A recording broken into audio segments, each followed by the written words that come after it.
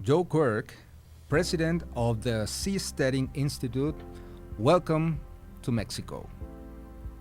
I'm honored to be invited. Thank you. I consider myself a seasteader now. Yay! Let me tell you that it's a very, very good proposal for as a life alternative for all human race, I think. So let me congratulate you in the name of this country, to you and your team for what you've been doing. Really. I would like to ask you some questions, Joe, that my friends who have seen my video ask me. Since the idea sounds very good for the citizens of Mexico, first of all, tell me how Seasteading was born and what problems does it solve in the world? So seasteading is homesteading the high seas.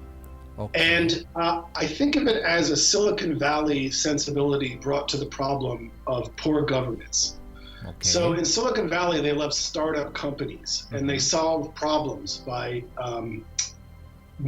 starting up new companies outside old ones. Exactly. So if you tell these people they can have a startup country on the ocean, then they start innovating in their own minds about how to create 21st century governments for the future. Exactly. Yes. So we think the way to solve the problem of bad governance is startup governments experimenting with new kinds of governance on the sea. It's difficult to change governments from the inside. Hey, of And course. they always use the example of the startup founders of Apple. Steve Wozniak started at Hewlett-Packard, which was a big monolith, and he had the idea for the personal computer, and he designed it 5 separate times and submitted it to his superiors 5 separate times, and all 5 times they said no. And even though he loved Hewlett-Packard and he was loyal to Hewlett-Packard, he broke away and founded his own company with Steve Jobs. And then that became the personal computer that we're using right now. Exactly. If he hadn't been able to break away and try something new, we wouldn't be able to imagine what the personal computer was. So we're trying to create personal governments on the ocean. Personal governance in the ocean. Tell us more about that. How does that work? Well, half the world's surface is unclaimed by any nation state.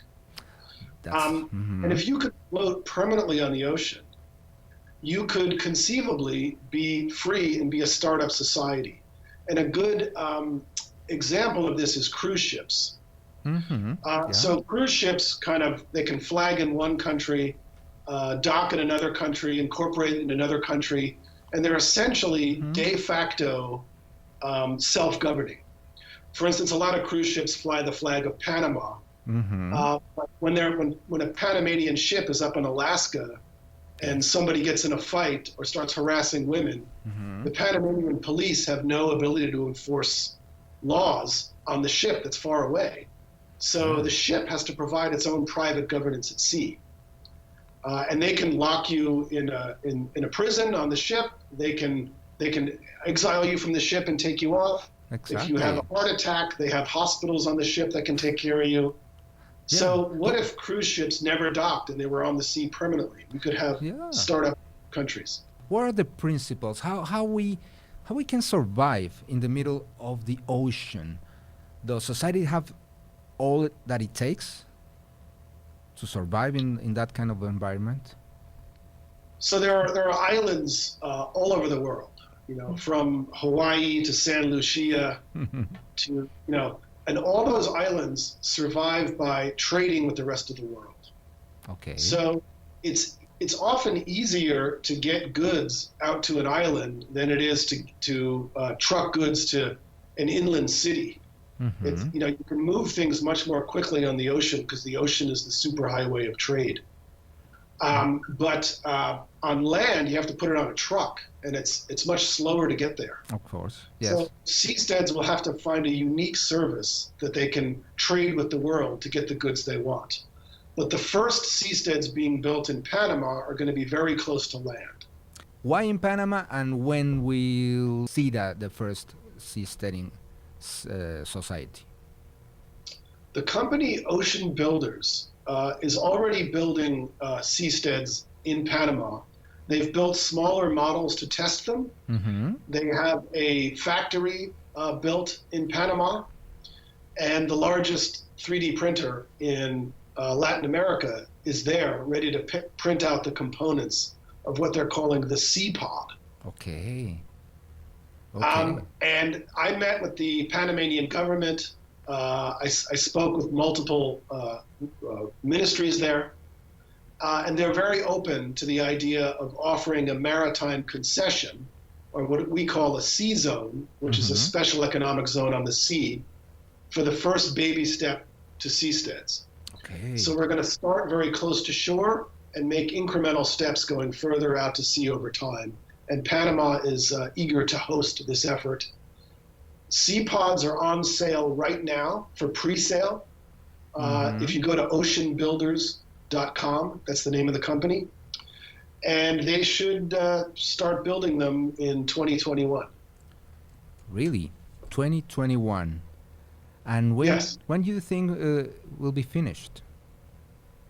I think they should, if all goes according to plan, and it almost never does, they should be available. The first one should be available in 2021. And then you'll learn from that one, and then you can have new experiments expanding over time. And it basically should be affordable for an average middle-class American. They're trying to make them affordable for middle-class people in the U.S. Middle-class people. Yes. Are you considering the number of people, habitants, that each city can support? Well, building one big city is very expensive. And it's hard to get investors to take a chance on billions of dollars. But if you can make one for $150,000 and sell it to one family, then you have something. You sell it to one customer, and then you build two, and then you build three, and then you build four, and over time it expands into a city. When we went on the western frontier, we didn't start with big cities. We started with the covered wagon, the log cabin, then the farm, then that attracts more people, then you build a town, and over time that evolves into a city if it works economically. And what we did on the western frontier, we're now trying to do on the blue frontier. Tell us about the economics of this project. How will people work in these cities, and how they will survive? The territorial seas of, say, Mexico, it ends about 12 miles out. And if you place your seastead 13 miles out, you're mostly free. Not entirely, it's complicated, but you have a lot of autonomy to do unique things right there. They want to start with a CB&B. So it's sort of like a floating wine bottle where 4/5 of the seastead is a spar below the ocean. Okay. So it's imagine a wine bottle floating with just the upper fifth of it up above the ocean, just the neck. And then you can place your little house on the top. And since it's so much weight is at the bottom, if you filled your wine bottle with cement, you have a lot of stability holding it down, ballast. And then the waves can be doing this on the neck of the bottle, and it remains as stable as a pillar. Oh, really? As stable as a fence post in the water. Wow. So from below, you can build an underwater room with an aquarium. No. Looking on the coral crete, you're going to grow on the spar. So every seastead you build increases the amount of life on the ocean. So you're looking at your aquarium windows. Imagine how many people would like to stay on something like that for a night. You could rent these hotels out, and we had investors interested in an underwater hotel.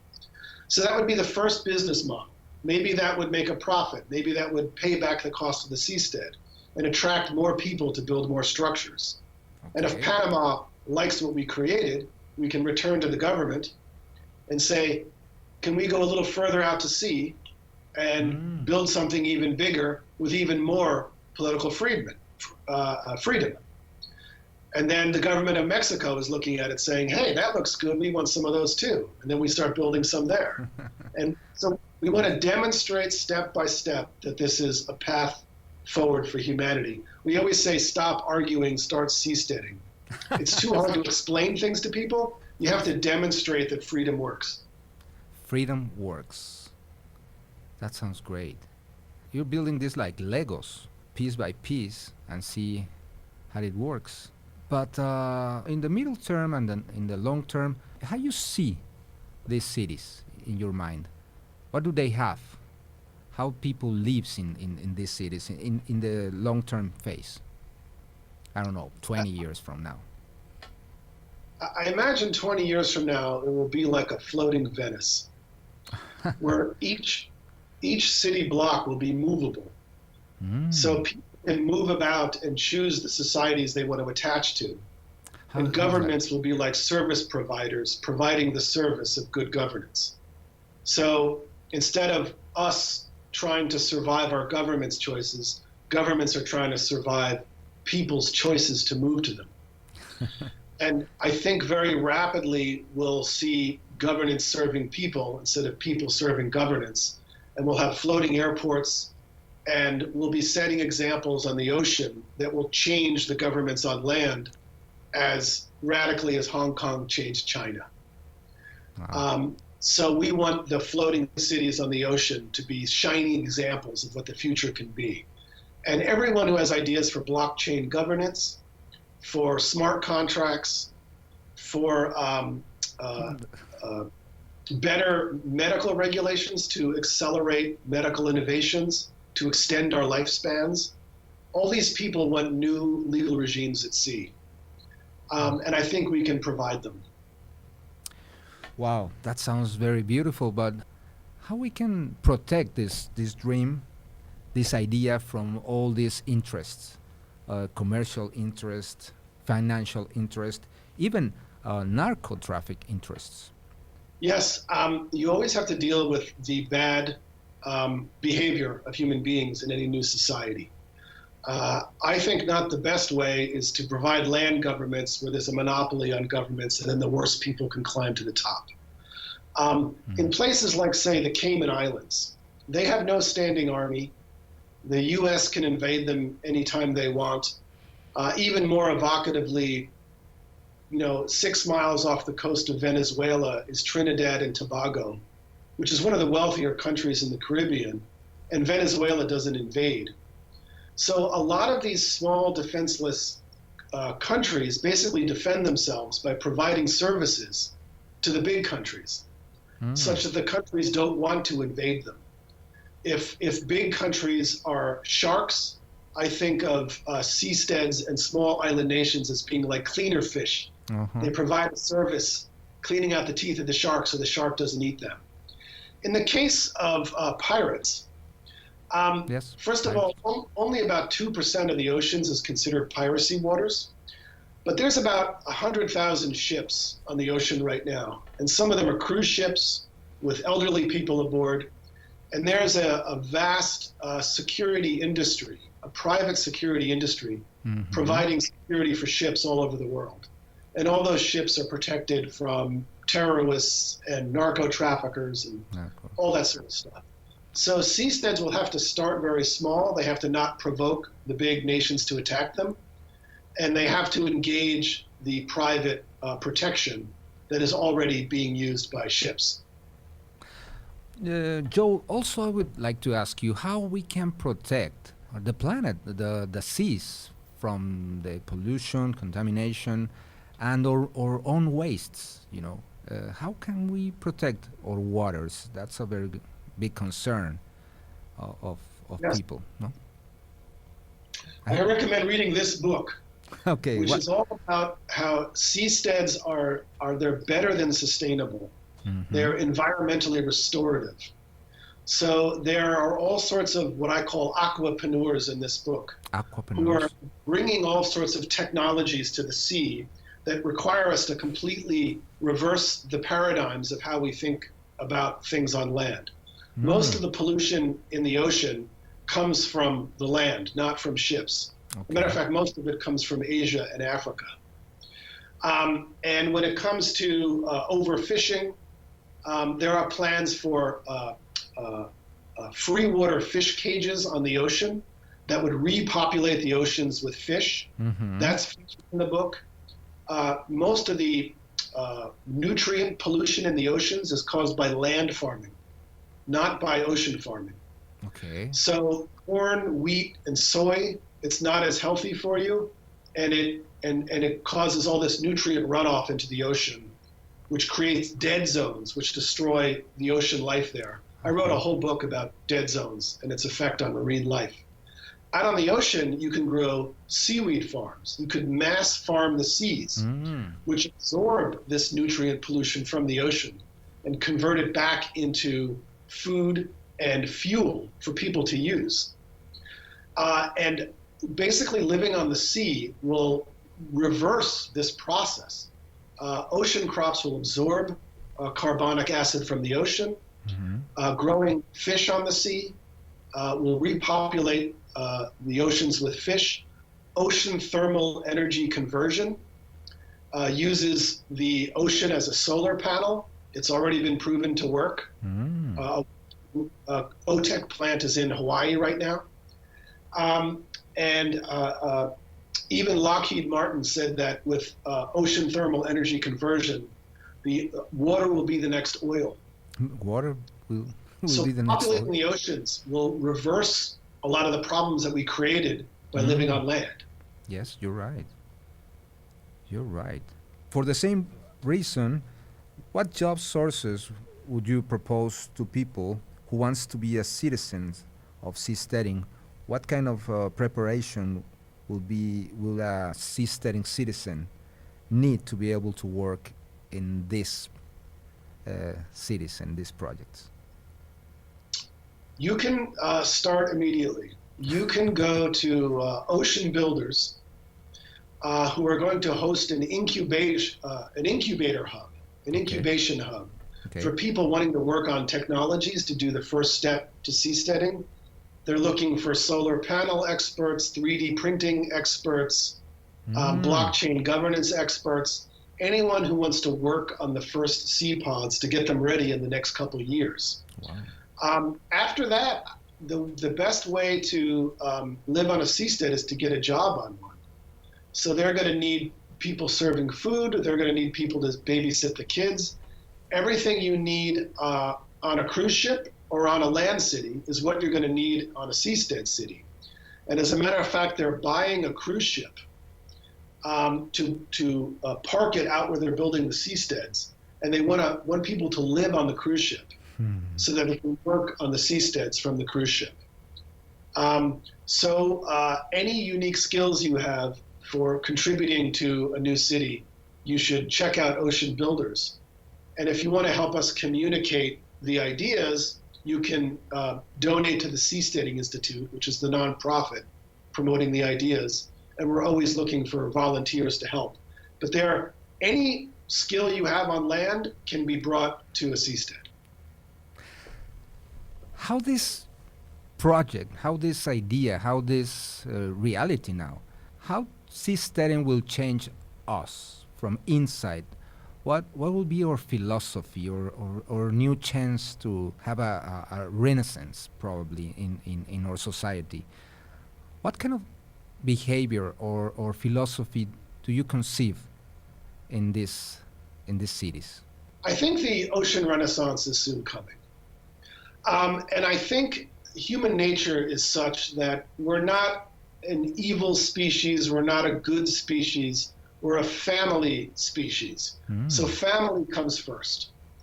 And if you have a system where I can help my family by exploiting strangers, then I'm going to exploit strangers to help my family. And that's what you get when you have centralized systems of power. But if you have a system where I help my family by serving strangers, I'm going to serve strangers to help my family. And that's what we get when we have decentralized power and a market. And seasteading is a technology to decentralize the very ground beneath our feet. Bad governments are founded on monopoly control of land. If you can break up that land into puzzle pieces and people can move about and choose the societies they want, we selfish families, people, homo familius, will be incentivized to serve other people and to provide better governance. So I'm looking for voluntary societies. Seasteads aren't an argument for free societies. They're a technology for voluntary societies. Homo familias. Wow, what a term. Wow.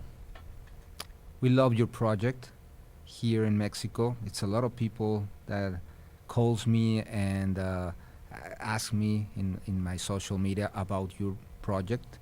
You say that they can get in touch right now with your project. Yes. Just to go to your page, or this one that I see in the Seasteading Institute. Yeah. Okay. Yes, and that's the Seasteading. If you scroll down a little further, yes, you'll see there, tough questions answered. Watch more videos. So just about any question you have. What about tsunamis? What about waves? What about pirates? We have 2-minute videos answering those questions right there. Tough questions answered. And we have about 25 of those questions answered. And that will answer your basic questions. Just Google there and we'll go there. And then it can go much deeper. We have research. We have all sorts of experts involved. We have lawyers involved. We have engineers working on it. When you give people a platform to found their own society, innovators come to you with their governance apps. So I think of Seasteads as the iPhones of the sea, and you bring your governance app to the Seastead. If you want to start immediately getting involved with the community, go to Ocean Builders. If you want to learn more, go to my website there, seasteading.org. Seasteading.org. And Ocean And if you Builders. want to read about the aquapreneurs making it happen, you can read this book. Perfect. Joe Quirk, President of Seasteading Institute. Thank you very much for this interview. Thank you for featuring my COVID hair. I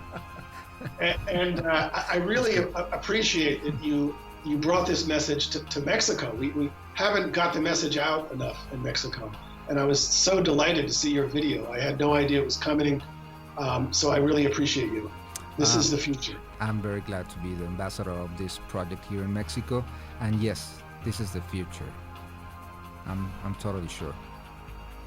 Thank you for saying that, George. Yes, we're gonna be in touch.